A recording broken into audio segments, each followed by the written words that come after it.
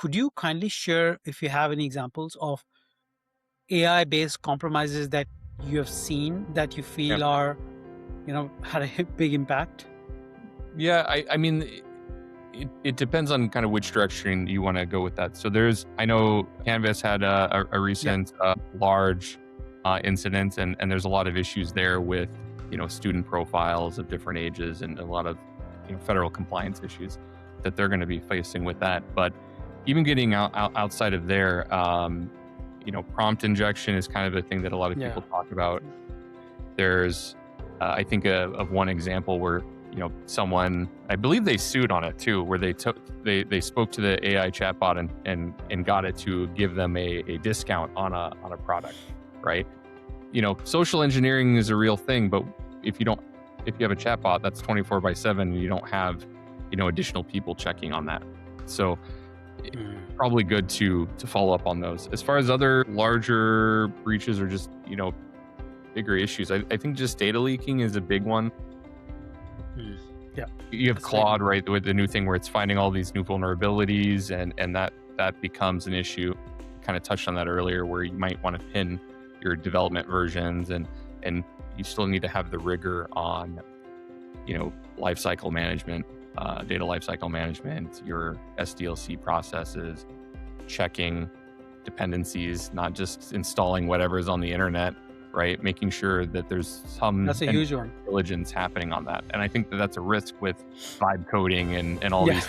So don't be wary of pulling in the intern and vibe coding your next, quarterly, deployment, because it may be worse for you than you were hoping. So The sad part is over the long weekend, I, was with a friend. He worked for a pretty large company, and he was giving an example how there's a trend of hiring junior engineers and then giving them access to AI tools. And that is better than a senior engineer because now they can cut down the cost, and they feel the AI is doing the rest because its knowledge and experience is yeah, irrelevant now a because lot of AI tech debt. has it. And Yeah. they're vibe coding into it pretty much. And I've heard examples where people, when they ask like, well, what did you build? They don't know. And they are like, oh, let me just check. And I think that's, like, to your point, is very dangerous because when you're vibe coding something, it is injecting, stuff which you don't know where it's coming from. And it's just like, yeah, code that runs perfect. Number one, that can break and you don't know what it is. And number two, is injecting stuff.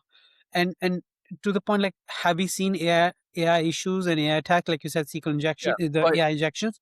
I think bigger time bombs are probably going to happen. That's my Well, biggest concern. we touched on it slightly, is the Yeah. Shai-Hulud worm, where it installs based on, through a lot of vibe coding and installing these dependencies.